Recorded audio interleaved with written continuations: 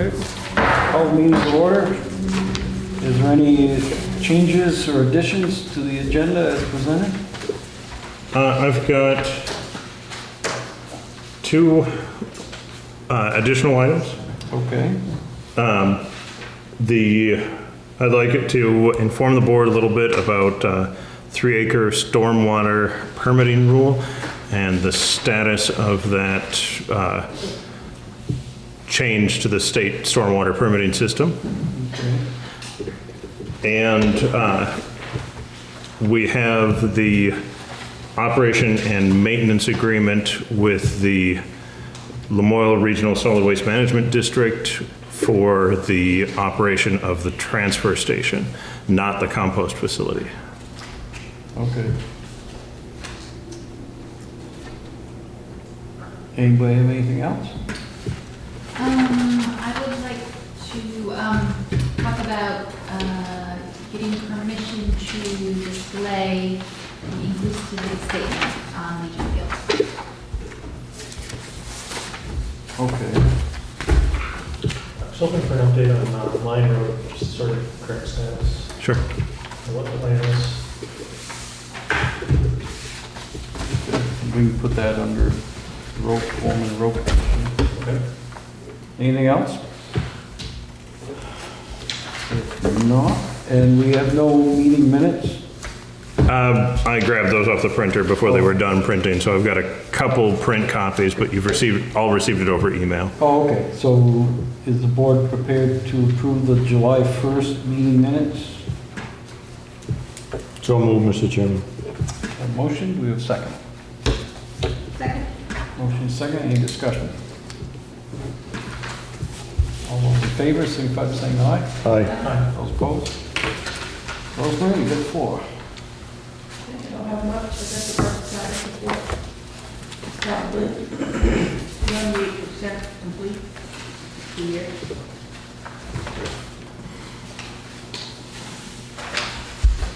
Currently, expenditures budgeted is at 90, almost 97%. And income is at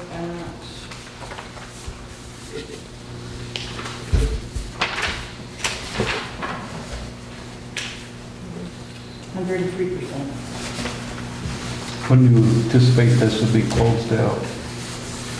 I should have it pretty well for next year, next regular meeting in August. See, the nice new tax bills have been sent out. Yes, those just went out on Thursday. We got a few calls today, Okay. questioning the increase and the state payments that the doctor can get, which they did not want to do. Now, did we meet the deadline on schedule for a Yes. normal? Okay. They'll be due on August 12th. Okay.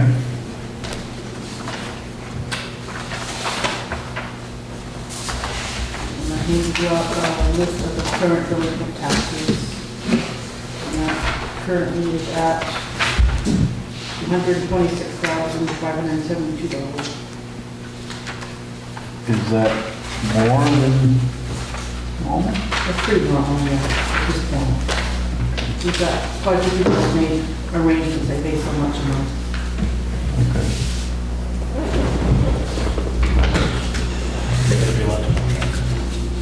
We sent it to the attorney in December.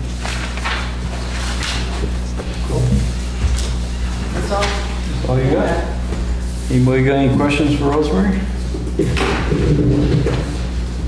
I only got one question. You can do anything special on Wednesday for your birthday? No, I'm not. I didn't know if you wanted anybody to know it's your birthday. Are we gonna sing happy birthday? That's up to you. It would be on TV land. Yeah, I know. Okay, you want to give the road commissioner? Yeah. So Brian Krause's been out of town. Jason has been filling in and doing a good job of it. Things are going pretty well. Recently, we approved some maintenance for VASA to do a couple, doing a little bit of maintenance on some class 4 roads in town. I've received a couple complaints about one of the roads, and I'm investigating that with, when Brian's available, I'm gonna get his help and investigate that. But I don't, we'll see where it goes. Mine Road, the board brought that to my attention, or a reminder again about checking up on Mine Road, and I went out there, and it was in much the same state when we had visited over the winter. That he hasn't really caught up with where we'd like it to be at this state. So we're going to be following up with Tom and making arrangements to remove his structures and improvements from our right-of-way. How did we leave it with him over the winter? We didn't put a time on it?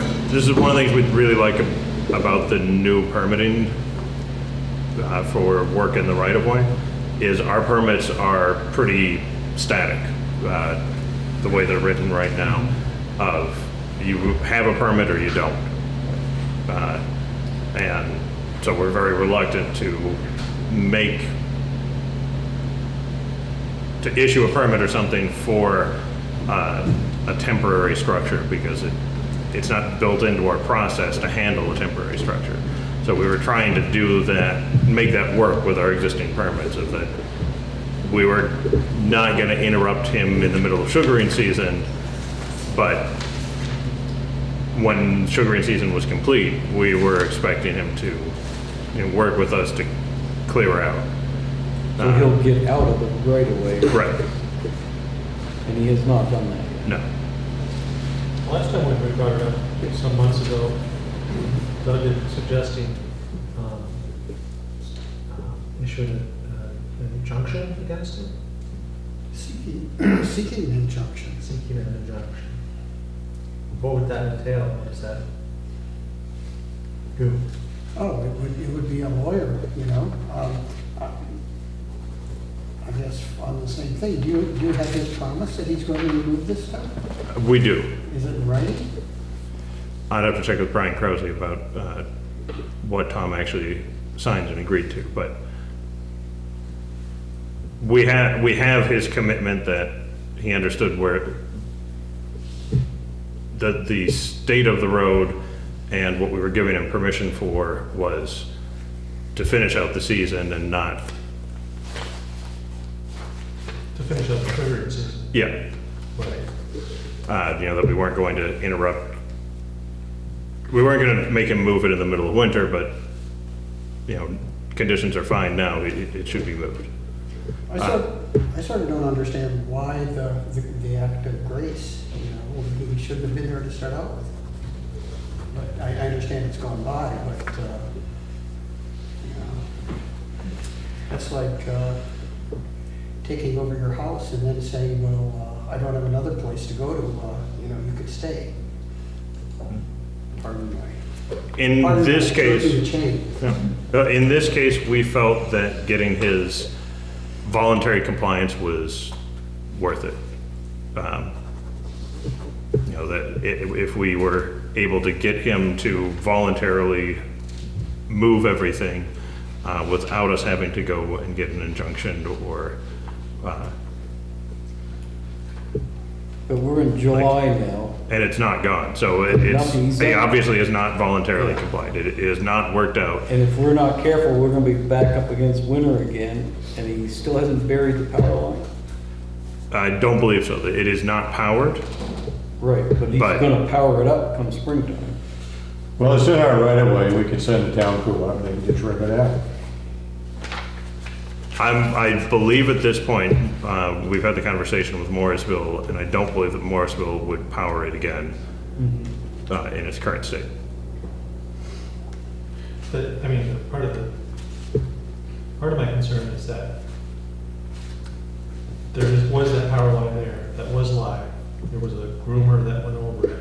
And I think it's very fortunate that nobody got hurt. scary situation.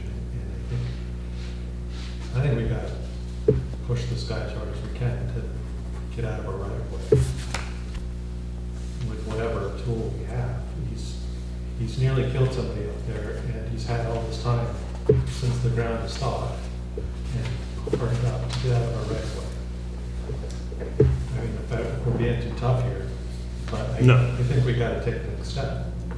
I think it's good to know who you're dealing with. Yeah, I think it's obvious at this point that seeking the voluntary compliance didn't work out the way we had hoped it would. Would it have more clout going through the owners of the property? The owners of the property have been Well, I mean, if looped we- in and communicated with. I think it will be helpful if we're seeking an injunction against Tom. If any action that we're seeking against Tom will also inform BASF about our actions. For one, it'll affect them and their use of the property if Tom is their custodian can no longer,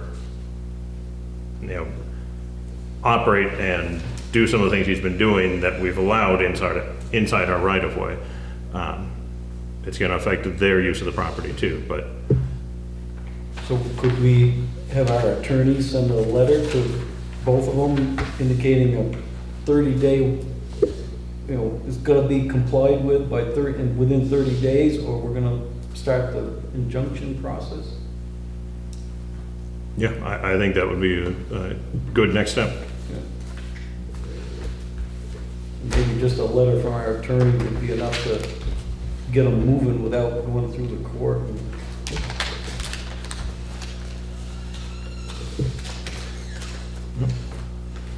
I stand by what I said. So take it in. All of us here, if you had somebody that built a camp or something on our property, it was wholly on our property, we go, we either tell them to take it down, or we're gonna take it down ourselves. That's what I would do. Somebody built a piece of property on my property. I think if we were cautious, as is kind of a normal methodology in getting a person's promise that they would do something, and we avoided some costs, now that it hasn't turned out so well, I still don't think we ought to be getting ourselves into the litigation position that we were trying to avoid before. So what do you recommend? The letter. The letter? Yeah, That still gives us room if we can, we're not gonna give a lot of faith now, but that gives us enough room if we can obtain voluntary compliance. If Tom will remove this, then What happens if we have no voluntary compliance? And we start the injunction process. Nobody has a stomach to go just remove it from our right of way? we could ask our attorney if he thought that, he or she thought that was a good idea. Okay. Fair enough. They think we could, it'll be okay, then we need to do it.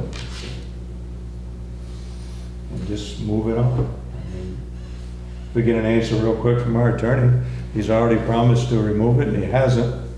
So then this is our next course of action. Everybody comfortable with that?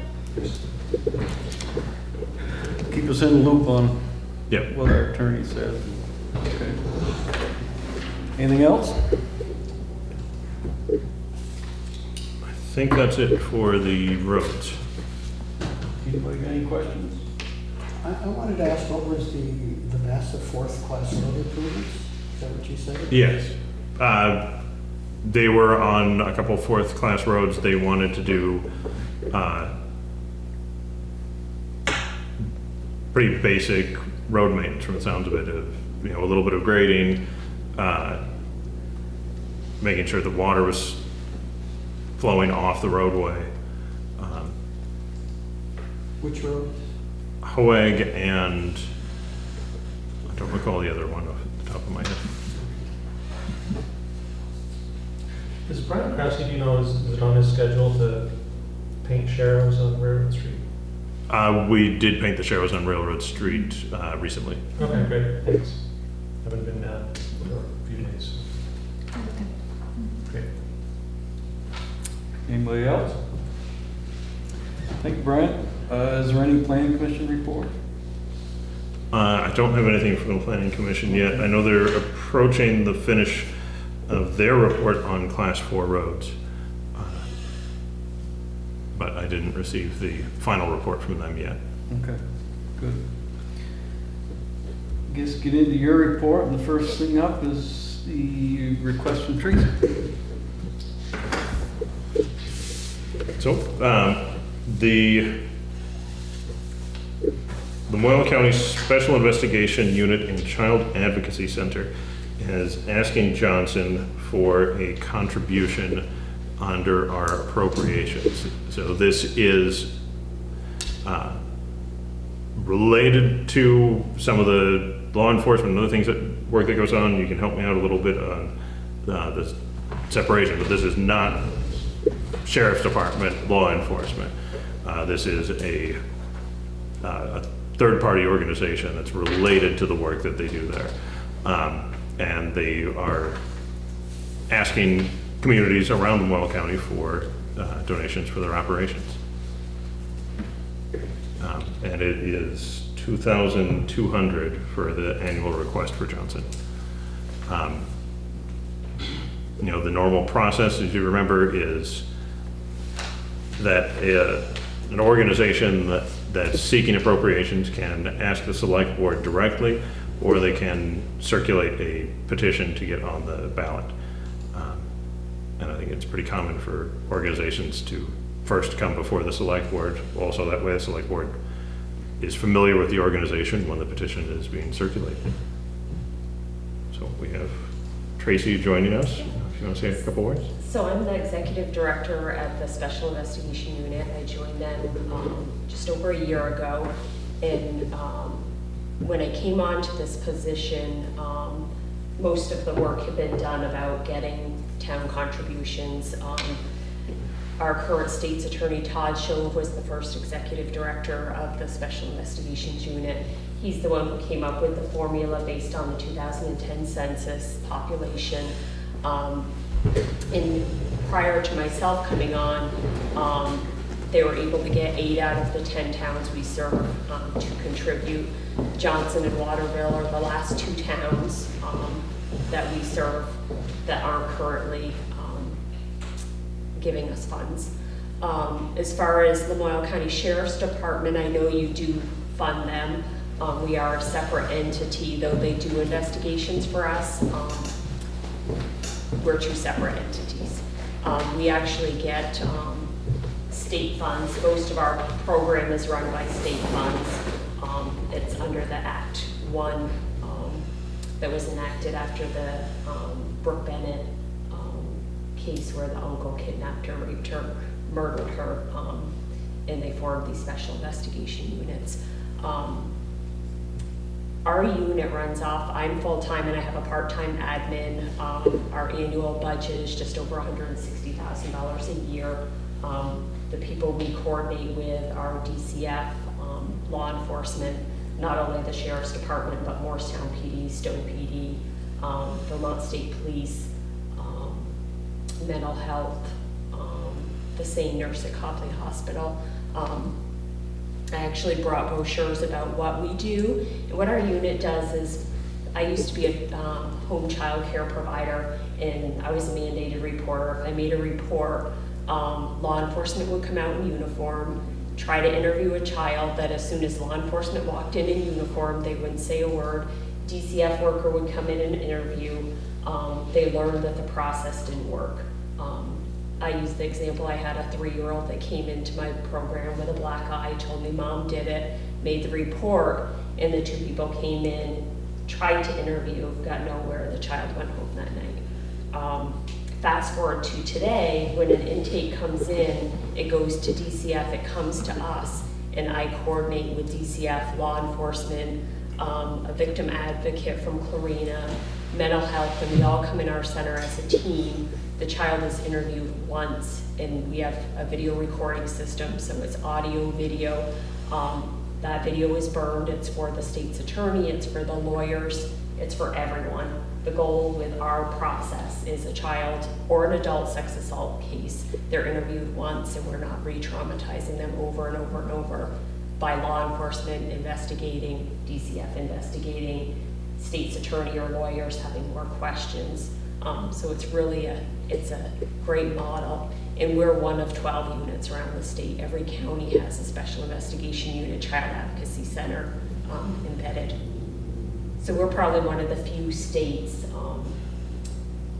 that have coverage for the whole state of Vermont. Any child that needs to be interviewed, they have a unit that can interview them like this. So what we're looking for town funding for is, like I said, our budget is just over $160,000 a year. We get almost 101,000 state funds. We get a little bit of federal funding, and it is really strict money for our program cost, rent, utilities, and what we are looking for funding for is training. We have a big team, our budget's small. Last year, I think it was like $1,700 a year to train our team. Law enforcement and DCF, anybody that interviews the victims has to be certified in forensic interviewing. It means they're trained to come in, build a relationship with that person, ask them, what do you like to do? What'd you do today? Build a relationship, and then get into the tough questions. And then go back to that discussion to wrap it up and not have them leaving feeling like they just spilled their guts, the worst thing that has happened in their life. So law enforcement has to be trained in basic forensic interviewing, DCF needs to, and then after that, a year later, it's advanced. But we do continued training, and that's what we're looking for funding for, is this continued training. And also to get out and do prevention work, because we're not doing enough prevention. Loyal County, our last fiscal year that just ended, June, we had 109 accepted cases in Loyal County, and that is strictly child sexual abuse, serious physical abuse and neglect, and adult sex assaults. So out of those 109, 102 were children, 7 were adults in the Loyal County. And we know it's very underreported.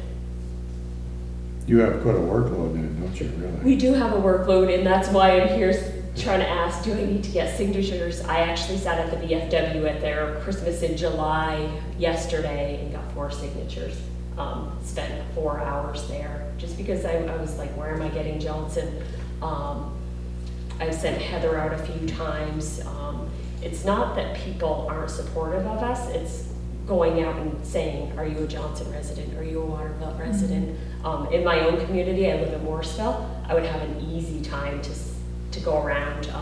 But when it's not the community that you actually live in, for me, it's taking chances, going and setting up somewhere, maybe going knocking door to door. But that's why I'm here, because I have a heavy workload as far as I do case coordination, I do the grant reporting, I do all the financials.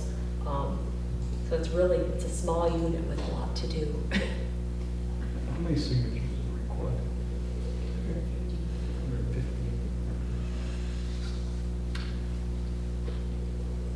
So this would actually be on your next year's, because this would be going into the next year's town report. You know, we can dispense with the signatures for the petition.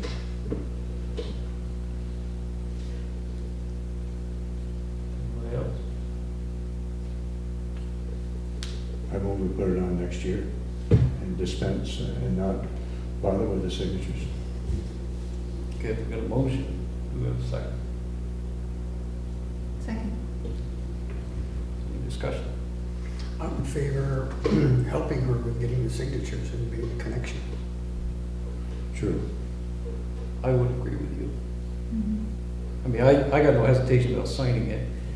And because we've required it of everyone else who's come before us, I just I don't think it's fair to all of them that we didn't require them to do it, or, you know, give them the same opportunity. And, you know, like in our email that we had, Johnson has always been historically very generous.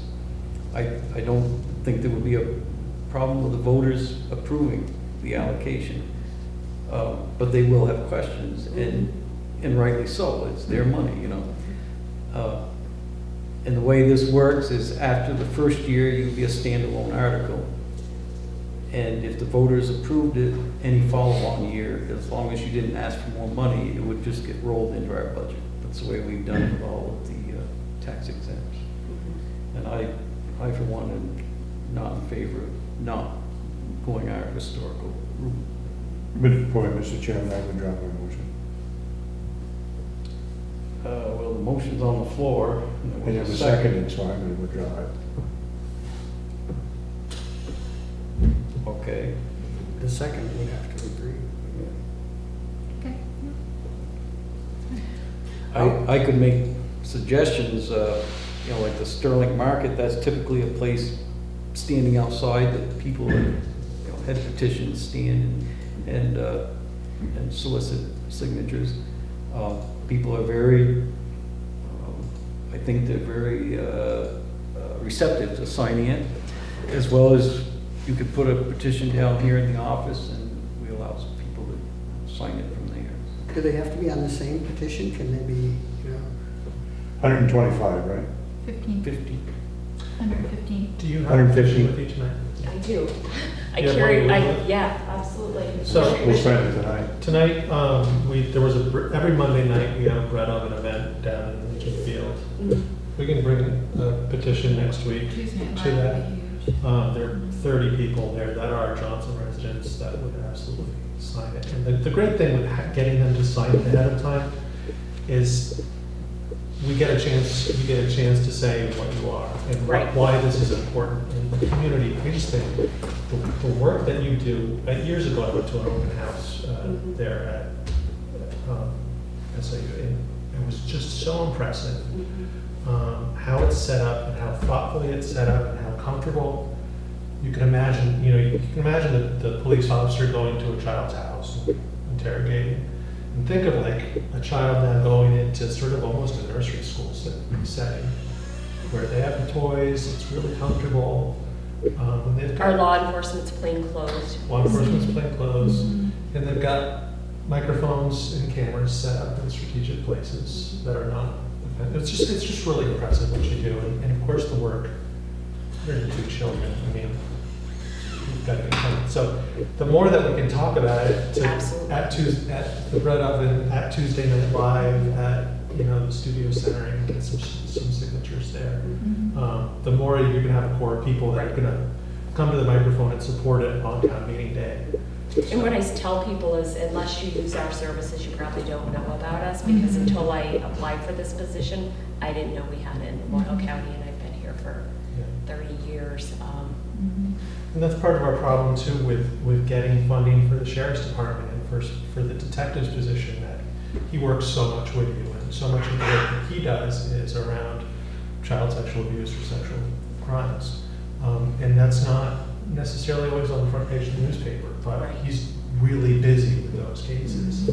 And so when it comes to town meeting day, we're trying to catch up and educate and explain to people. Right. So if you could give me a copy of the petition, I'd be happy to. Absolutely. And what I'll do is I have brochures and. Yeah, so maybe some brochures and something, and maybe Brian could make copies, and those of us here who'd be happy to solicit for you could, help you with that. You get those signatures fast. You got Carol, you got Alexa Lee Nato. And equally important is some representative there on town meeting, because there will be a lot of questions from voters, and the name is gonna be questions of, will we already give X number of dollars to the Memorial Sheriff's Department? Right. Why should we give more for this? And just explain the differences would be very beneficial. And what I explained to Nat too is, we have a pass-through grant, a law enforcement grant, because these cases do consume a lot of time and energy. It's not go in there and ask questions quickly. Some interviews can be 3 hours long to build that relationship with a child before they'll say anything. So we actually have a law enforcement grant. Law enforcement are obligated to investigate these cases. It's their job, but to be part of our team and come to our monthly meetings and the coordination and to give us the data we need to get our grants, we give each of the departments $20,000 a year, which is nothing for their time of their commitment to giving us the data we need, sitting in a monthly meeting to talk about these cases. And what we do is we track the cases from the time they come into our unit and they stay on my log until prosecution. So every single month I can say, what about this, what about this, what about this, and they're not getting lost in the pile or forgotten about because they come to the meeting every month and talk about these cases. So it's huge compared to other cases. I think it would, I'm sort of feeling guilty for asking you to do it this way, but as they were pointing out, it really is important that our people understand what this is about, because there is this helter-skelter police funding mechanism between the state police and the sheriff department and the municipals. And we're always running into questions of, is this money, couldn't we do it better for less with somebody else? And so, to avoid this being thrown into that question, it would be good to lay groundwork.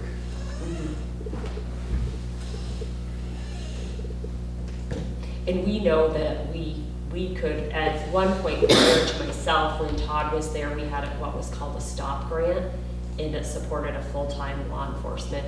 Lamoille County is probably one of only or maybe 2 units where we share law enforcement. Most of the units have one dedicated law enforcement for their unit that sits in their unit and investigates all the cases. So we kind of have a unique model here. So you're helping to pay part of the detective's salary? So what? You're helping to pay part of the detective's salary? No. The 20,000 is to get the commitment that they're coming to these our meetings every single month and providing that extra support service to these families. But you're paying that to the Lamoille County Sheriff's Department? Yes. It's like a retainer. Huh? It's like a retainer. Technically, yeah, kinda. But it seems like you get a lot out of that 20,000. We get a lot. If they broke their hourly, the above and beyond their normal job for that, it wouldn't cover it. Each of the departments has one detective. Morristown has one detective, and really these DCF child abuse cases are a priority. They have to be responded to within 24 hours. So it's not, you can't wait a couple days. Somebody needs to respond. The hospital calls and says, we have a victim of rape in here. Somebody needs to respond then. Yep. And I worked in early ed for 20 years. I owned City Kids in Morrisville and did home child care before then. And I tell everybody the team Lamoille County has, the multidisciplinary team, is the best team I have ever worked with. They will challenge each other, they get along, they're there for each other. If somebody has a question, they don't hesitate to call another detective and say, what do you think, or can you help me with this interview? I have to say that Lamoille's team is the best team I've ever worked with. When I go to meetings, they say, how do you get everybody at the table every month? Every month we usually have about 15 people at our table, which is rare. So we're lucky, very lucky. Thank you. Anybody got anything else? No. Thanks for coming. Thank you. It's a great thing to do. If you leave that, we'll take care of it. Yeah. We'll do one from the office and then I'll give a couple out to the people who are willing to And circulate. then somebody can let me know, there's my business cards, here's information about what we do. Thank you. And if you have questions, don't hesitate to call me, email me. What's your last name? Patno, Thank you. Well, thank you for coming in. Thank you. Gould Hill Sewer? Yep. So Kevin Lundway has approached us. He has a kind of unique situation up on Gould Hill. He has sewer, village sewer currently to his property, He'd like to have the option of subdividing his property and having sewer to the new subdivision. The problem is that the new subdivision, depending on how it was drawn, it would likely end up outside the village and exclusively inside the town. So it wouldn't be part of an existing sewer service district. The current town sewer service agreement allows us to amend it to include new properties as long as the village and the town both agree. The village has asked if the town would be interested in extending the sewer service to this area and providing the sewer allocation out of our total allocation. What's the allocation gonna be? Relatively small, it'll be a single-family home. Okay. The sticky point is, it's not within our established sewer district. And, you know, there was a lot of due diligence on where we had a sewer, a townwide sewer district, where it was at, why it was there, and where we wanted it to go. We have to be very cautious of just approving some site that's outside of that sewer district. Prior to having sewer district, designated sewer districts, we had approved certain extensions into the town beyond the village limit, and then denied others, and it did get us into a lawsuit, just as a cautionary note. Whatever we do, we're gonna make sure we don't get attorneys involved. Didn't we, Kevin came to see me, he was the first person back at 9 o'clock when I came back from vacation, you know, with a select person question. And I told him to see Brian, but my recollection is that of the two questions that we asked the planning commission to address, the first being Fourth Class Road, the second was to look at what areas of the community we might want to revise or put into a revised sewer service area. We had some discussion about that. I haven't received a report from the planning commission about that. I don't think they've taken it up. I think they've been pretty well devoted to the Class 4 roads. I would, when they finish up the Class 4 roads, I think this is a good subject for them, and this is a good example of why it is.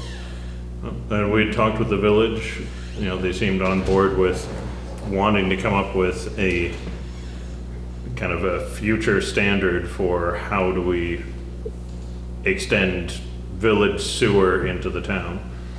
Walter made it very clear quite a while back that they wanted as much as they could get.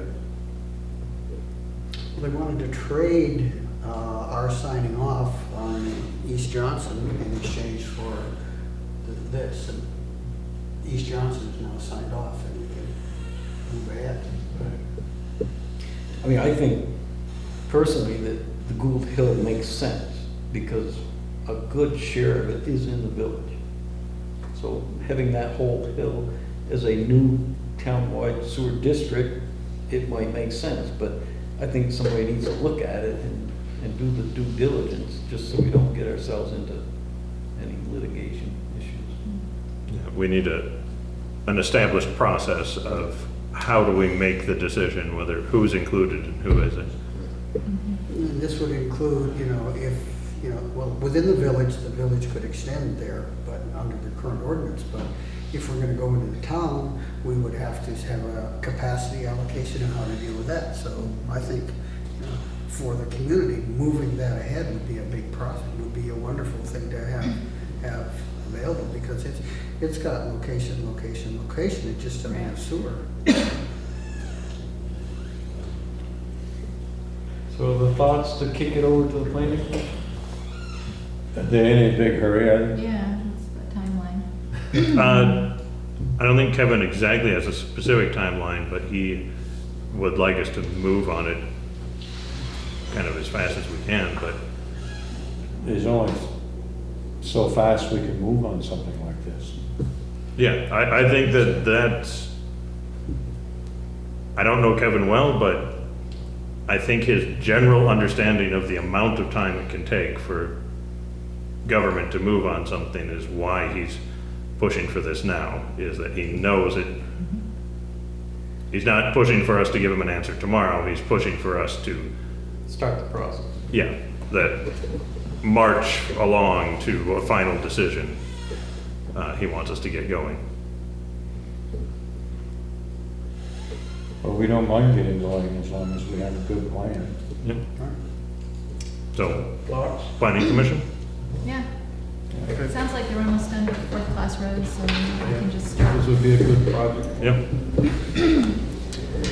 Okay. Thank you. Johnson's Farm and Garden, thank you letter. So the Historical Society is drafting a letter to send to Alan LaHoulier, thanking him for the donation of the lift that we used when we power washed the Holcomb House. I was wondering if the select board would like to send a companion letter. I've got a pretty rough draft of one, but not to the point where I'd actually want to send it out.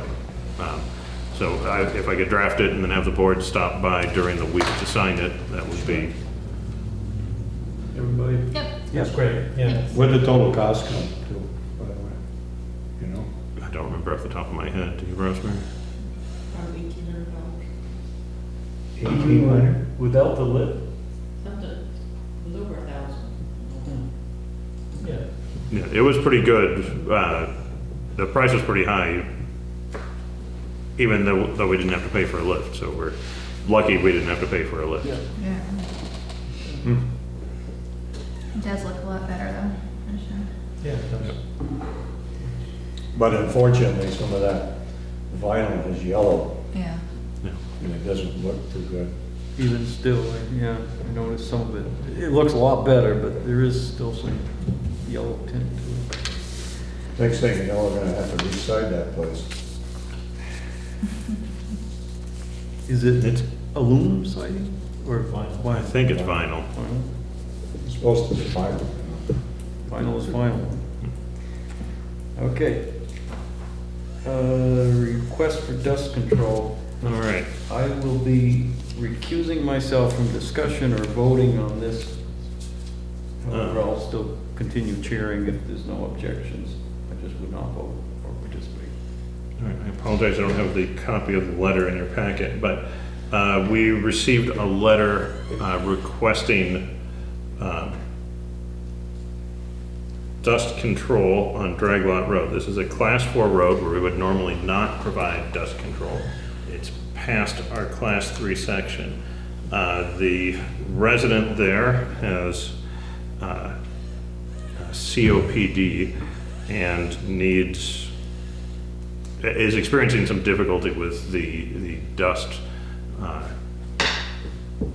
on the roadway, and they'd like us to do a treatment of the chloride.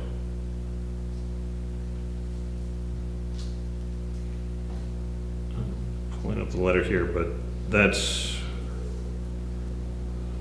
pretty much there's not a whole lot more information. We normally never do that.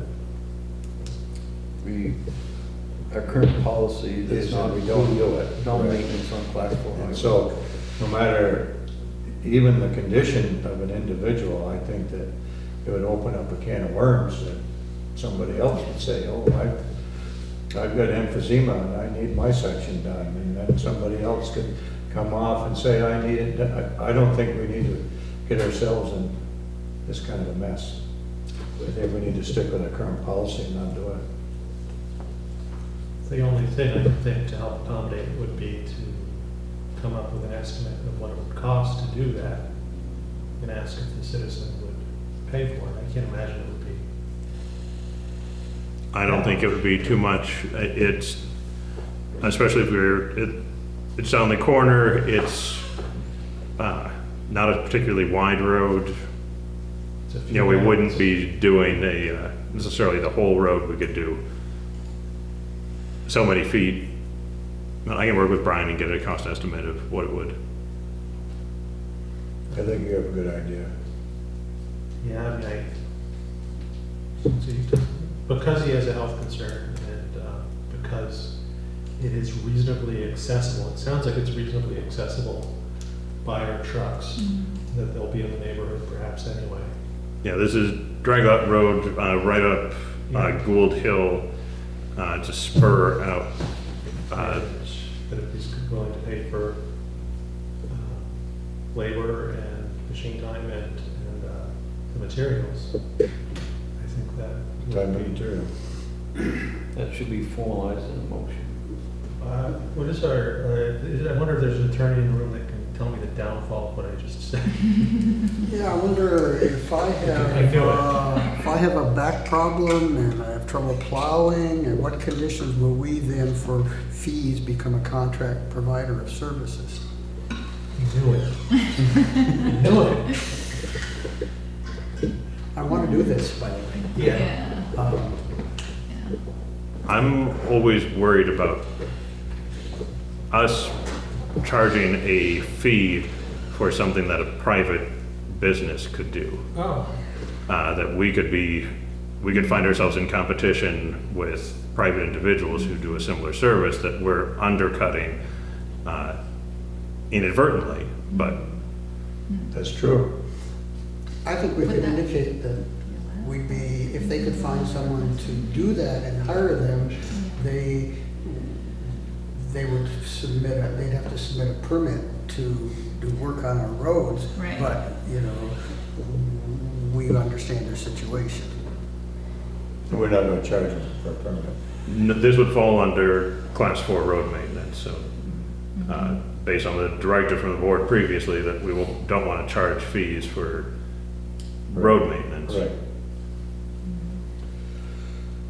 You want to formulate that into a motion? All right, and just like Brian to say, well, this is what you can do. Okay. Just give it to them as an option. Yeah. Sounds like consensus? An option that they get somebody else to do it, right? Yeah. And so that they can get a permit from us, so that we'd like to see it, you get them able to do it. No cost to the town, too. Okay. Health officer recommendation. All right, my term as health officer, deputy health officer, is up. So if the board would like to reappoint me as deputy health officer. So move. Second? A motion is second. Any other discussion? Well, I wanted to do it, but, well, that's okay. But you're feeling hurt? If Brian wants it, he can. Yeah. Don't want it. How do you find the job? It is useful for me to have the deputy health officer status most of the time. You know, that Sharon and Tracy are only available so many hours, so it's useful for me to have it. Any other discussion? All those in favor signify by saying aye. Aye. Those opposed? Congratulations. Thank you. Please never resign. Yeah. So I've got the amended noise, the skate and bike June jam has now become the July jam, for July 20th. It's not this weekend, it is this weekend. Yeah. It might be changing again. Motion to approve the noise waiver Yeah. in the skate park. Second. Any conditions? None. Got motion is second, any discussion? Just an amendment of the original one. so. Yeah. All those in favor signify by saying aye. Aye. Those opposed? Okay, so I will amend the one that you've already approved and signed. Okay. All right, LCPC reappointment. So we reappointed Duncan to the Board of Directors of the Memorial County Planning Commission. We also need to reappoint for the Transportation Advisory Committee. That would be myself with Brian Krause as an alternate. And while we're at it, we should reappoint for the Brownfield Committee, which would be Doug Moldy, with myself as an alternate. What's the board's pleasure? So move for the full slate. Got a motion, got a second? Any other discussion? I got a quick one, just on the TAC. Yep. Can we get a report back, or are there meeting minutes? Sure. A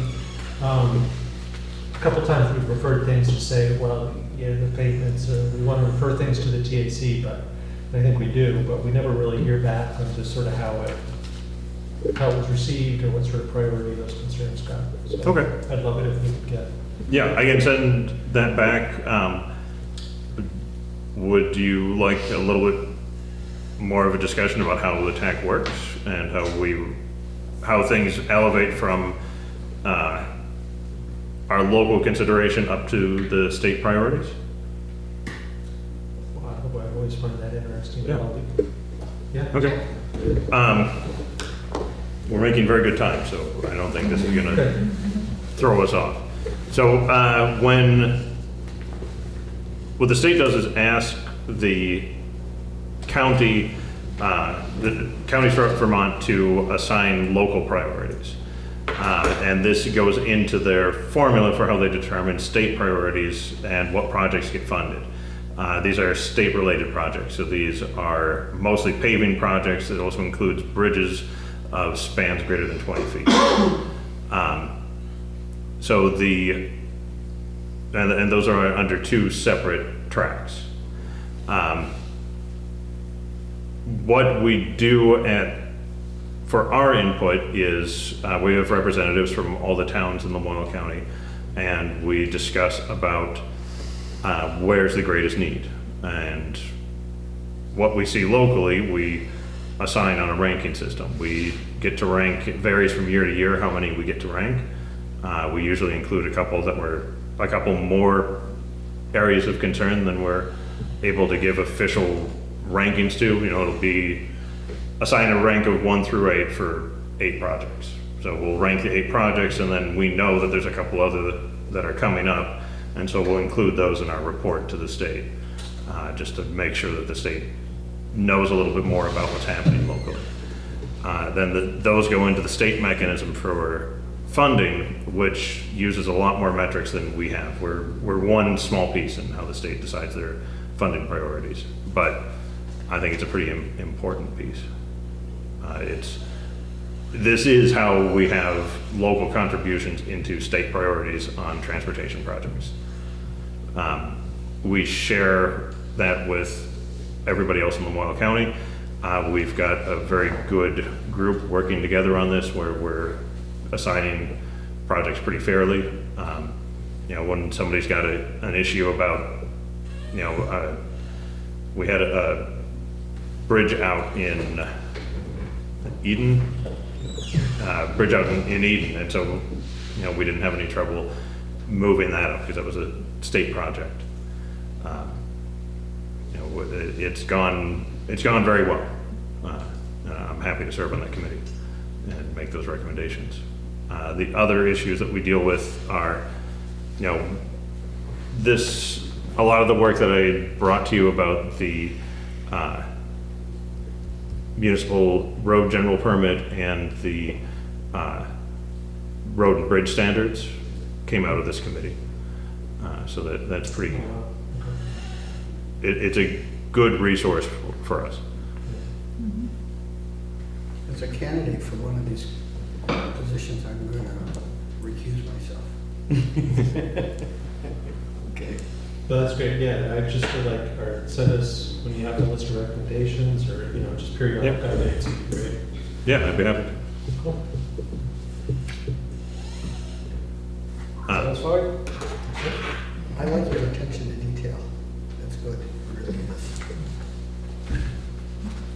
Keeps us on Yeah, track, it teaches us. teaches us. Okay, all those in favor, signify by saying aye. Aye. Opposed? Custodian position. All right, so there's been, I think you've seen a couple of these, there's been some amendments, but you've got 2 pages for you, a job description And then the one that just says Town of Johnson custodian is going to be the job posting. So we'll review the job description first. You know, this is kind of using the format that I'm trying to update our, pretty much all of our job descriptions to. It's, I think, fairly standard for what we'd like to see for a custodian position. Recently, I added the town and village garages to this, based on feedback from the village and our town garage.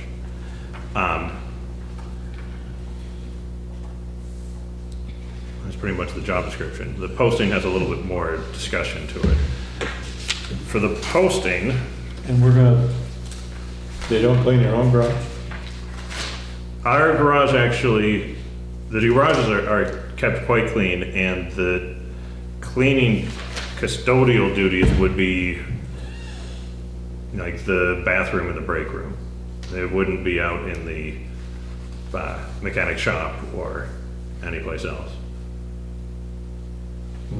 and In the past, they had cleaned it themselves. But if we're hiring a new custodian to do more work, they'd like us to send somebody over there to do it. we would charge out a rate to the village? That's, yes, suppose this doesn't fit well with either, but we're investigating the joint employee positions and how to handle that at the same time that we're hiring this new custodian position. This new custodian doesn't necessarily warrant being a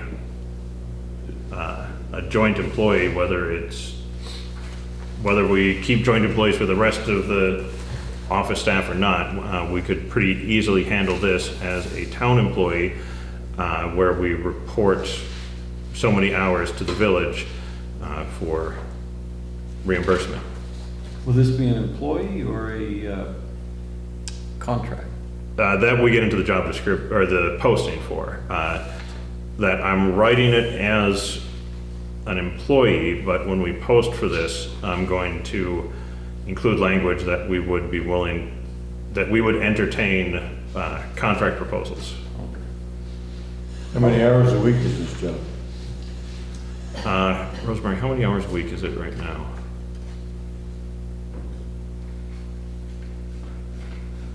Probably about 4 hours, don't include the library. Yeah, it doesn't include the library, but it does include the town garage, and it's very little time at the town garage. So we could add this, you know, it would be, I want to say, the library would be more time consuming than this building is. They're pretty heavy traffic. Don't you think the hours should be posted on? That makes perfect sense.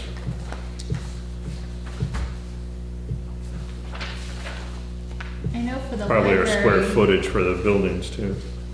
for the library, there's a very specific time. There's only like 2 times in the week where someone can go in and clean Yeah. because of their hours of operation. So, So that should be identified in the job, or not job description, but the posting. The posting. So that yeah, Yeah. anybody submits a bid, we don't have to know that. right. So on the one that's Town of Johnson custodian, when you're thinking part-time, seeking a part-time custodian for municipal offices and the public library, don't you think you should add the town and village garages? It's here. I got it in one sentence, but I missed it in another. And I think that when you town and village garages, I think you should be, I'd look and say, my God, the person's gonna think they're cleaning oil and stuff. You probably should specify the rooms that the, Break room and bathroom. yeah.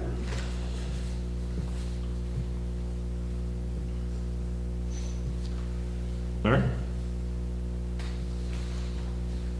I like Kyle's suggestion of, if there's a pigeonhole they have to follow, they can tell you that. So why are we, how were they paid previously when we had a custodian? Or we or us had a custodian? When we had a custodian, it was joint position. I think it was just 50/50, wasn't it, Rosemary? And our custodian did just this building. Well, they did town garages too, yeah. Rhonda Gilchrist used to. Rhonda did the, okay. She used to clean the break room and the bathroom with 10 rooms? Yeah. Oh, no kidding. And And then Ian's been doing it since Yep. Gilchrist got going. And so the addition is the library? Yeah, the library needs a new position. Their employee is, or has retired, and they need a new custodial position. So that'll be totally our expense, or are we gonna collect from them?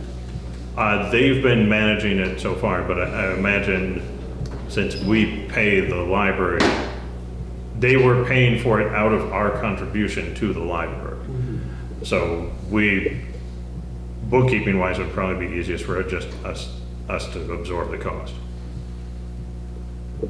Yeah, I know the library is very desperate for this position to get filled. So how many hours is it? Yeah, Jean's pretty. Kyle, how many hours do you think it would take to clean your library?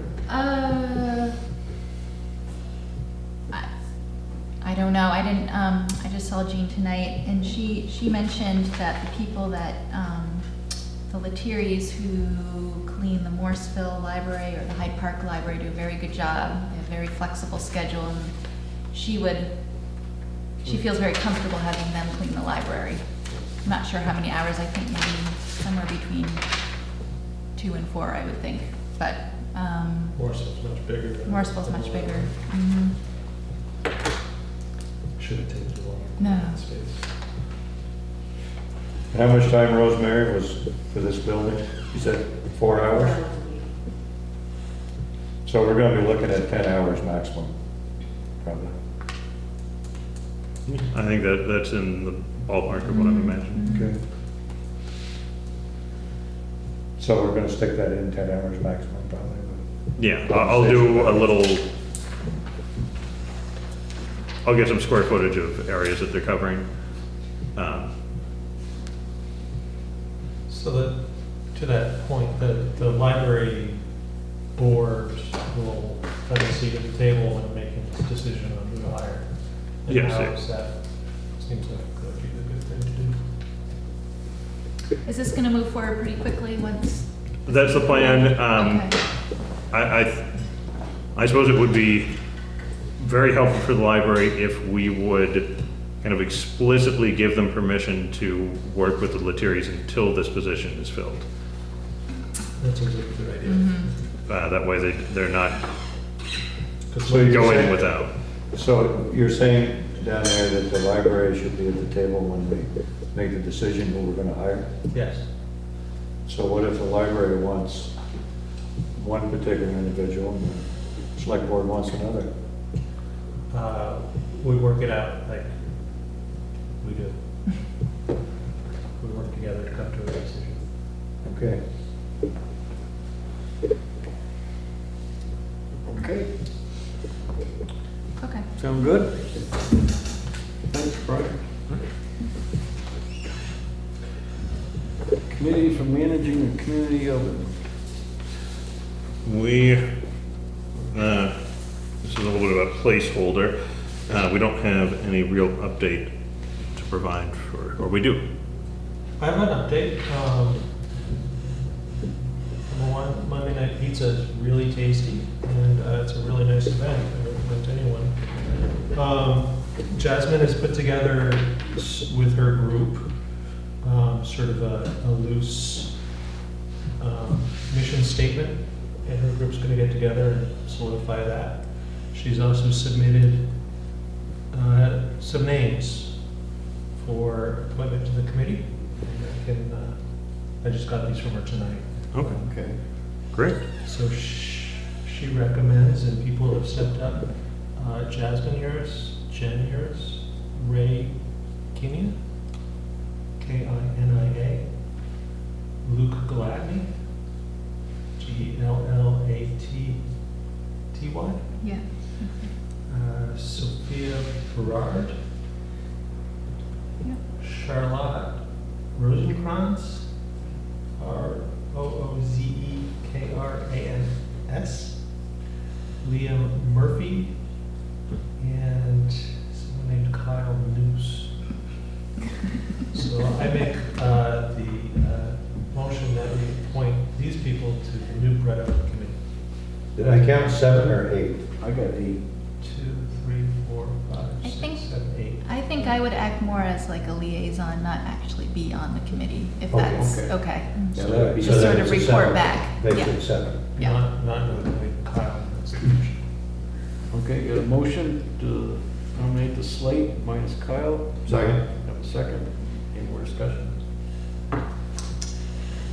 I had suggested last time that that we have a condition on the committee that someone who's on this be either on the rec committee or on the, She said one of them was on Tuesday Night Live committee. Sophia is. Sophia, Yeah. okay. and so I would suggest an amendment that Sophie be the person who satisfies that, if we have that requirement, that satisfies it, so that we try continue it. She has the Tuesday Night Live seat on the committee. And I believe Jen Yaris is going to join the Recreation Committee, so she could fill that role, I would think.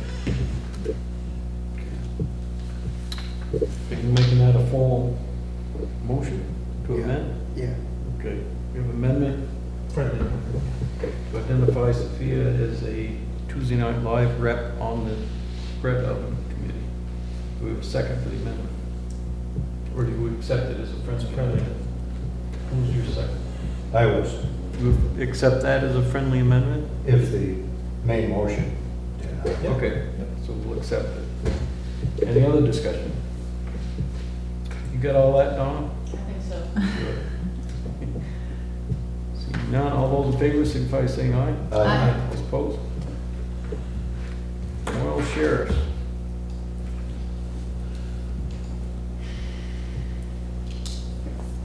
We have a contract? Did you sign that last? We signed it last time. This should have been, my apologies, this should have been the monthly update, Oh, okay. which you received by email. Perfect. We are starting the budget discussions with the Lamoille County Sheriff's Department. Very early days, we had one meeting, Nat and myself attended, and very insightful about the amount of time and effort that goes into all of their patrols, but Johnson especially, we learned quite a bit. Yeah, we should share that PowerPoint around. Yeah, It was really interesting. I don't think I actually got that PowerPoint by email, but I will. I got it after that. If you got it, then I probably did also, and I, Yeah. So you're saying Johnson's getting a better deal than everybody else? I wouldn't say that we're getting a better deal than anybody else. I think that everybody's really getting their money's worth from the sheriff's department. Okay. You know, that they're doing quite a bit of man hours on the ground in Johnson, and especially the investigative work, which would be hard for us to get any other way. They also had numbers showing that they're ticketing, they're pulling over more cars than Morrisville and stuff, and they're ticketing at a higher proportion than Morrisville and stuff. Which is good information. That's a good comparison. Yeah. Okay. And Morrisville and Stowe have more patrol hours on the road, and they've got a couple of cars out all the time. Yeah. So, We're not getting the revenue that other town is in Vermont. Stays there. we are not. He wants to get reelected. I'd love to see that PowerPoint. So you're gonna. I'll send the PowerPoint around. Okay. Thanks. Thank you. I'll make sure if I have it, or if I don't, I'll get it from Nat Yeah. and send that around. And for anyone else out there interested, I can share that as well. None of it's proprietary or sensitive information. Okay. No updates in particular on the light industrial park. We should hear back any day now about the Northern Border Regional Commission grant. That is our biggest single source, so that one's very important for us to get. And that's what we need to even start going forward. We can do, if we get the EDA grant, we can do the final engineering, updating the plan for the road to current road standards and water management standards. The big one is I'm pretty sure that the road designed 10 years ago is not going to pass current stormwater requirements. So we need to do a final engineering study on it. The Northern Borders grant is going strictly for construction. And the EDA is which we're also seeking and have not. And we expect any day now to be hearing. July was when we might hear in July. Okay.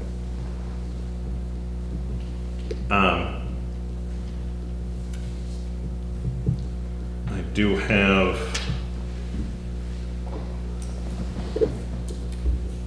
a little bit for the old business. I've been playing phone tag with the Restorative Justice Center about setting up the training for the select board. I still hope to do that in September, as the select board indicated.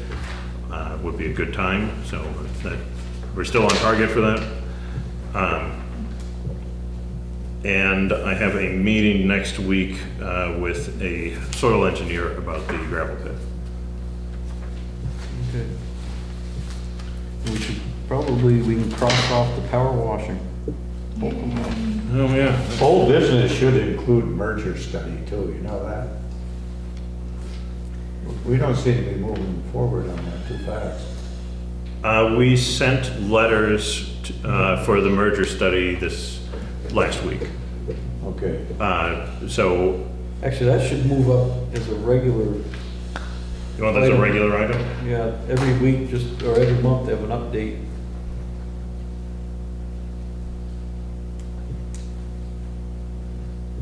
I mean, it's almost a year and a half since we first had our charge for this. The way it's going, it's been 2 years. And you ran for select board. So, we sent just an update of where we are on that, as long as we're just talking about it. Okay. Nat and Scott provided a blueprint of questions and conversations to have with the 3 folks that submitted proposals originally. We wrote letters based on their input, just neatened it up a little bit, sent out the letters last week from Meredith and myself, and we're following up with phone calls. I would check my calendar, but we've got a calendar date to follow up with phone calls. We've heard back from one of the folks already, not with a new proposal, but just some clarifying questions about what exactly do we mean and what are we looking for. But Thank you, Nat, by the way. Sure. and I'll keep the board informed of any progress there. Do you have any sense? Like I said, we heard back from the one, and that was just clarifying questions about, what we meant by, the questions we asked them about expertise and cost and what we were looking for. And It'd be nice to have some kind of a resolution on this before fall. A lot of it right now depends on them getting their answers back. Well, I'm sure they're gonna get them back pretty quick. It's They're gonna moving. be looking Yeah. for some work. I'm sure it won't be long, maybe a little bit of luck, we'll have something good next week. Possibly. yeah, I hope so. And we'll have to have a joint meeting. Then it'll move. One way or another. Okay, anything else for old business? No. You had something on stormwater? Yes, you've got a quick fact sheet on the 3-acre stormwater permitting rule. This is a very brief overview. I've got some other documentation that I can send. There's actually a very good 7 days article on the 3-acre rule. Basically what this is older construction that's over 3 acres that was previously permitted is going to have to re-permit. There's a draft list of places that'll be affected throughout the state. There are several in Johnson, mostly schools, the college, the elementary school, the two that I can think of offhand, and the Katie Wynn trailer park are all draft location. This isn't the final determination. Those folks are going to receive notices in the next week or two. The full draft and all of the language, the public comment period hasn't started yet. Everything is still very early stages. So we're kind of learning as we go, but the board might hear from probably about 4 or 5, but you might start hearing from folks about this. So you should be familiar, at least basically familiar with it. Well, people, that private individuals are gonna squawk about this. Probably. It is a state requirement, and we have, But they're gonna go back and say, hey, I followed the rules back in 2002 and the deal was a deal. Now, Yep. Now you're changing horses midstream and you're making me go ahead and do more. I could see how it would be irritating to some people, especially if they spend a lot of money in the first place. I read an article in the Free Press where it's gonna cost millions of dollars in Burlington for yeah. for settling ponds and different things for all sorts of developments. Burlington's going to be very badly hit. This is any municipalities that have a lot of parking lots, things like that, are really good targets for having to make updates and make changes to. Well, this is like That's you're fair. trying to finally get this day of perhaps we can help it. Yeah, this is, like it or not, this is one of the more effective attempts at reducing the phosphorus load for the, Burlington needs to separate their stormwater from their sewers to start with Yeah. first, really. If they're gonna, that's one of the big problems down there. This gonna affect, or this will, the work we do on the Jewett property will have to comply with this now. it will. It's very likely. A lot of the parcels in our estimated drawing would be under 3 acres. But again, those are suggestions. That's not, we'll see what people how people are actually using it and who's moving in and what they want. But any new development's gonna have to comply with this. But as we went for an Act 250 permit that's on the whole project, those individual lots, I mean, we're gonna have to comply with it. We'll be creating a master plan. Right. To submit to the Act 250, which will, have to comply, and it will include our estimates on what likely construction projects are going to be. Better be in the planning stages now than having done it Yes. and retrofitting. Exactly.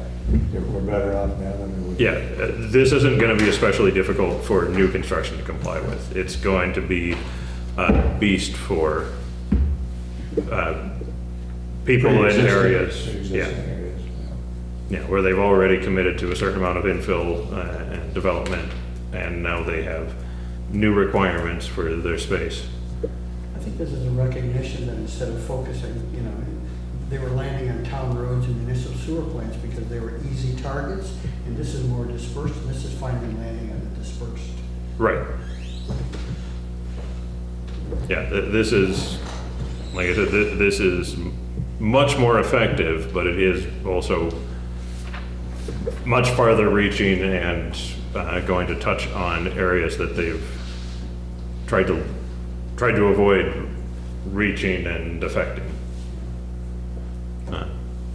Yeah, a few locations in Johnson, not too many on the draft list, but there are a few. None of them municipal.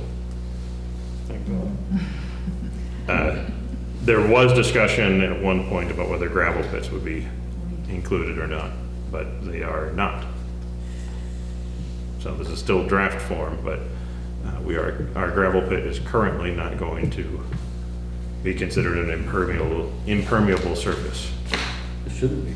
Well, Gravel. most of them aren't. I mean, if you have any kind of basin to them, the water just disappears down through the soil anyway, so I mean, it's not like it's polluting the river. There was some discussion about what's the difference between gravel on a road and gravel in the gravel pit, and Compaction. yep. Yeah, but we regard it as very different, but thankfully DEC is currently agreeing with us. And I don't expect that to change. I think that was just an early discussion item, but We've revegetated a portion of that yeah. pit. Yeah, we've been revegetating and reclamation on some of the unused sections, and, you know, kind of getting it, you know, I think pretty good management practices there. When are we ever gonna get our conflict resolution training done?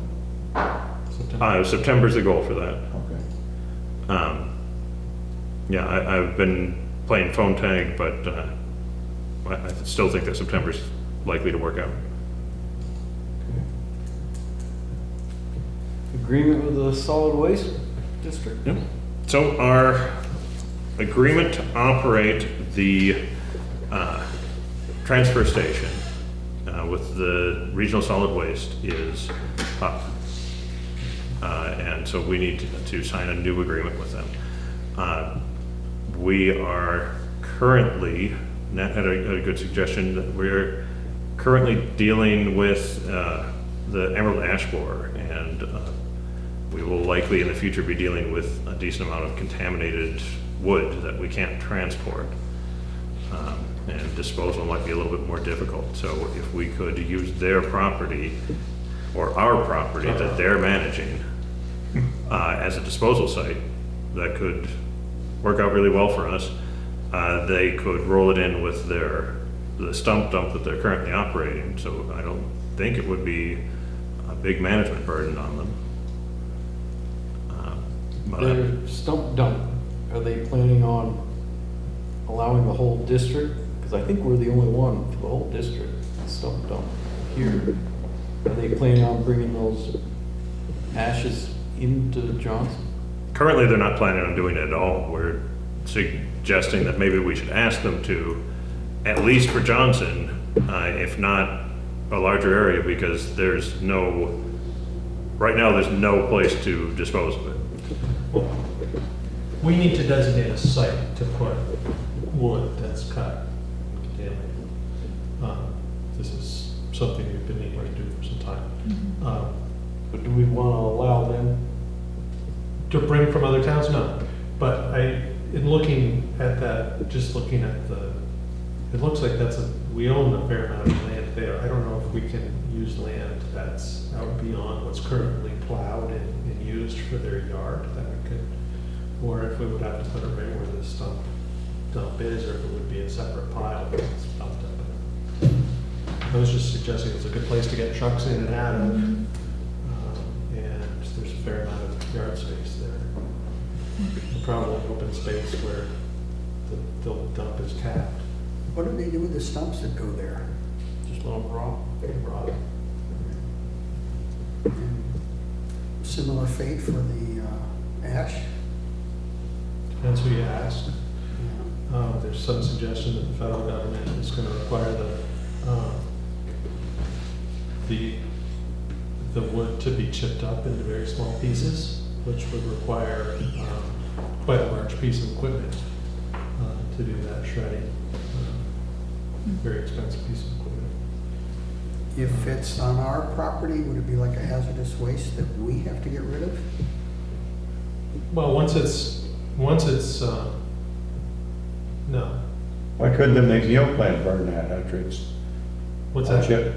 The McNeil plant can burn that after it's chipped, right?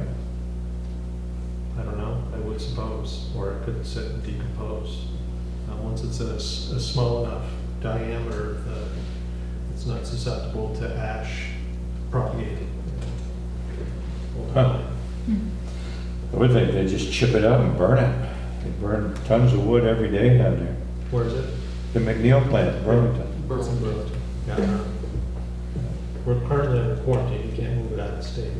No, it'd be just being trucked to Burlington, burn, generating power. I think it's a great idea if we don't end up with it, you know, they're completely filling the spot, you know. I don't know how much is gonna go in. Don't know. I think it's a good idea if we can figure out if it goes in, how much would it be, you know, and would any of it leave, and if so, how? Is there anything in there proposed, or did they have a proposed contract? They don't have a proposed contract. Right now, we don't have a proposed contract. If we're gonna ask for something, they're gonna want something in return. Probably. Well, But somebody has to do this, and there could be federal money and other things available to them for this. It would be up to them to secure that money, but it's out there. we're not really asking them for anything. This is our land that we would be making plans to, we would be offering, they're not paying anything to use that space. So we would be asking to use our own More land. informing? We'd be telling them that we're gonna use our own land. Yeah, I mean, Really? they had some pretty,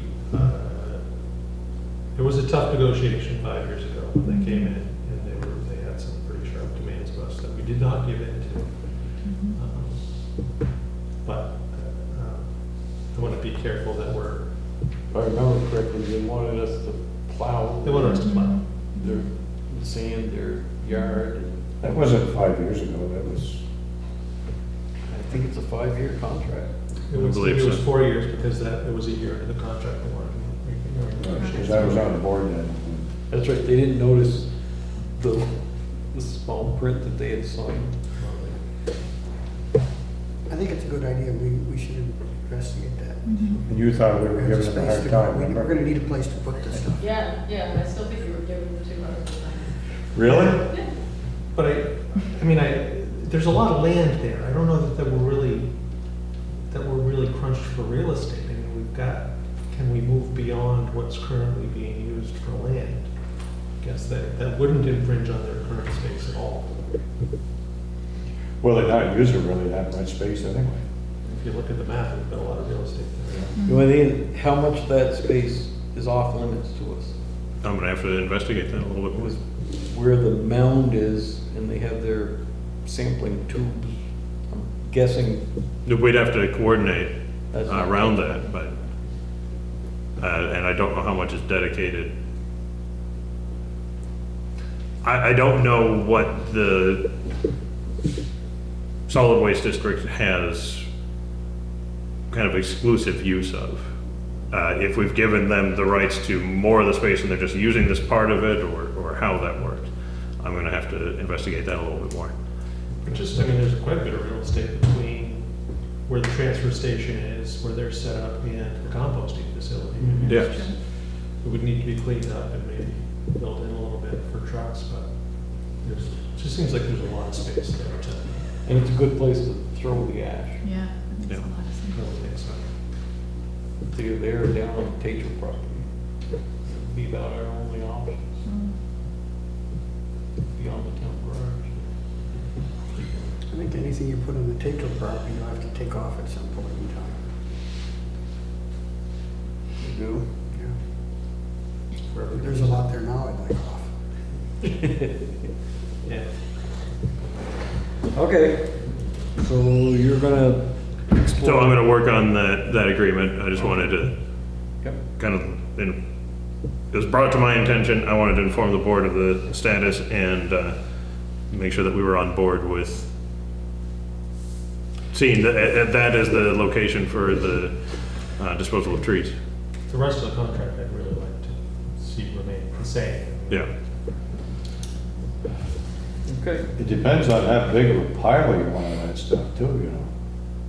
We got 2,000 ash trees. Yeah, it's a lot of You trees. know, have you ever seen, old sawmills that have had, piles of sawdust and chips or whatever and bark, and then it spontaneous combusts sometimes? You know, if you have, you're talking about thousands and thousands of trees up there, all ground up, sitting on the ground, and then you have a potential possible hazard down the road. Plus kids Environmental to- hazard. Kids to dump on for it. Well, the Emerald Ash Borer group here in Johnson is meeting again at the end of August, the 29th. So I think some questions that we can bring back to them is, what happens to the material once we get it in this pot? Are we chipping it up, are we moving it away, are we? Yeah. Right, because we need to know that, because we don't want a pyramid up there of Even thousands of trees all ground up in a big pile. All I see is that turning into a major problem. Thank you.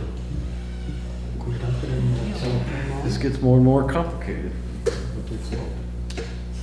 It's only made it a dirty line. So, That big I hole. guess we're okay with that now? Yes. The Legion Field sign?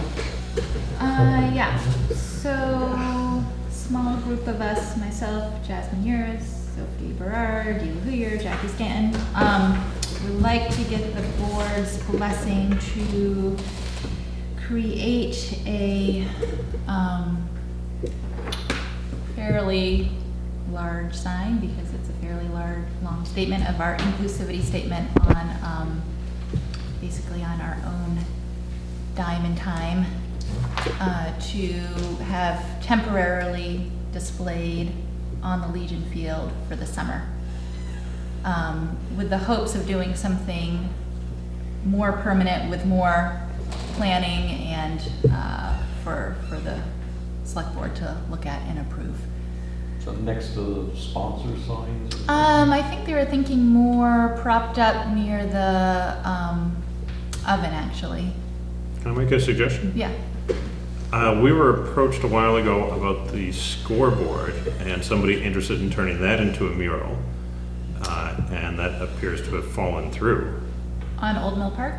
Nope, Or Legion no? Fields. Legion Field. Yeah, I didn't see a scoreboard there tonight when I looked. Yeah, they're back against the tree line, Oh. and they're, I don't know what condition they're wood. It's wood, yeah. So I don't know what condition the wood is, Okay. but I think if you primed them and painted the base really Okay. well, that it's a, it's We can trim the trees back from it, and give it a little bit more breathing room to help dry it out and. Okay, yeah, because right now they're not visible at all from what I, No, they're So, not. yeah, But, okay. and we can, they could be moved forward, but just as a blank slate, Yeah. it's an option, especially if you're using your own. okay, I guess we were thinking about something just to get done soon for the summer, and then spend time really thinking about, something maybe a little more involved or permanent with board approval. So how big are you looking at? Well, Kate Peatman, Kate Westcott is volunteered to actually do the painting of the sign. So we're not sure how much space she needs because it's, It's quite a statement. it's quite a statement. So I don't think anything bigger than the Tuesday Night Live painted sign that Cal did. That's sort of the backdrop of the bandstand right now. I don't know if you've seen that. It hangs sort of from the rafters. It's probably, I don't know, Could you get on a 8 4 feet by by- 8 sheet of plywood? Maybe, something like that. Yeah, that's fine. You okay with it? I would be fine with it on the scoreboard that's there already. You know, Okay. That's certainly an option. Well, the scoreboard's way down there. Yeah, it's not very prominent. I would think. The thing is, if it was on the scoreboard, it'd have to be bigger, and the letters would have to be bigger. That so you scoreboard could see is them. much bigger than a 4x8. Right, right. So if you had the whole scoreboard painted with it, you should be able to see it. I think it's a great idea, and I'm comfortable letting the volunteers sort out all of those details personally. Yeah, I think we're thinking sort of phase 1 and phase 2. Sort of phase 1, just to get something up, because summer's quickly going away. Doing something quick on an 8x4 situation, and then maybe next spring or summer, doing something bigger and grander with more discussion between us and us. Okay. So anyway, but I'll definitely mention that as an option, but My thoughts on it were that if they're gonna put it in relationship to the bread oven, that is, it ought to be really done artistically and well, and not be just a 4x8 take back Vermont sign on the bread oven type I can thing. imagine it would be. yeah, no, So, I'm using that as a exaggerated example. But I think it ought to be there, it's our statement. It ought to be where people can see that that's what we stand for, or the community has voted for, but it ought to be done with respect to where it's located. Well, the thing is, Doug, what you're talking about is just a first and second phase. And so, the first phase is just gonna be something basically temporary you're talking about, because if it was down by the bread oven all the time, it would obstruct the view of the bread oven all the time, and that's not your intention. And so, if you wanna have the one for this season, then go ahead and have your temporary one at the bread oven, and then the permanent thing by next year. yeah. And I know Kate is gonna do, we all know her. She'll do a good It's job. The lettering's gonna be beautiful. I think it's, even as a temporary, quick thing, it's gonna look great. We're studying this too much, just go ahead and do it. I think you get support. I'll keep working on it. Thank you. Okay. I just got one thing. I'm not sure if any of you were on copy of Karen Horn's email from the League of Cities and Towns, but they're basically making themselves available to come to any select board meetings, talk about some of the priorities that we might have for the league, or what some of the things they're helping us with. Something comes to mind for Johnson, maybe, and they've been a big advocate for it, is the legalization of marijuana, and their lobbying effort has been, okay, it's gonna happen, but make sure that towns have, an opportunity to opt out, and whatever the costs are for additional policing, yada, yada, yada, that, the town should be made whole, and that sort of thing. I would hope the towns have the opportunity to opt in instead of opting in, but. I think it's an opt-out, That's what I've always heard, opt out, yeah. that they were gonna pass it for the whole state of Vermont. But then individual towns had the opportunity to opt out. Opt out. I believe that's the way it was at least proposed, but it obviously hasn't been. I wish it was your way. No, I think the same way liquor licenses. Yeah. Anyway, it's a good idea. But anyways, there is that invitation, or that proposal out there that if any board wants, any select board in the state wants them to come, they will come to a select board meeting. We should take advantage of it. Yeah, I think so too. If that's a consensus, I'll send an email back to her. Thanks. Okay, anybody got anything else? I actually just thought of two things. One, on Saturday, the Conservation Commission busted butt, and we're at Journey's End for like 6 hours chopping knotweed down from the banks. I helped for about 2 of those hours, but yeah, they did an amazing job. So if you see any of them, make sure you give them a big thank you. And second, that same day, I went back and shot another film thing with Stuck in Vermont, highlighting Journey's End and all the work that's been done there. So, and that's airing July 25th.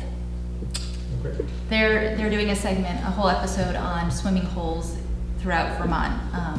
And so they asked if we had any good ones in Johnson, and I said we sure do. Getting positive PR for Johnson. Yes. Good. So anyway, July 25th. They got 2 nice ones in Morristown too. Are we meeting on August 5th? Did we decide to skip it? We left that up in the air. What do you say? Are we meeting on August 5th or not? Because you're out of town. I'm out of town. Oh, I am too. And you're out of town. What was a possible issue that we might have before us? You could spend the time reviewing something that's gonna take a lengthier discussion, like the dilapidated buildings, or, you know, I might be able to arrange for, you know, if we had state rules, like the 3-acre rule or something like that, I might be able to arrange for somebody to come in to do a training on something like that, if you had questions about. Speaking of dilapidated buildings, how's that coming? We have to get together to discuss it. I circulated our current proposal, and we have to kind of pick it apart a little bit, see what changes we want to make, and then advance it. Somehow the wording kind of got to the village, like we were trying to dump it on to them.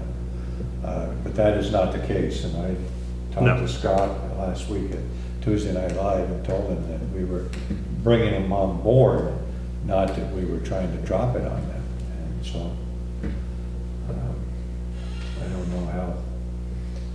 Have you heard any more from the village about it, or? No, I haven't. Okay.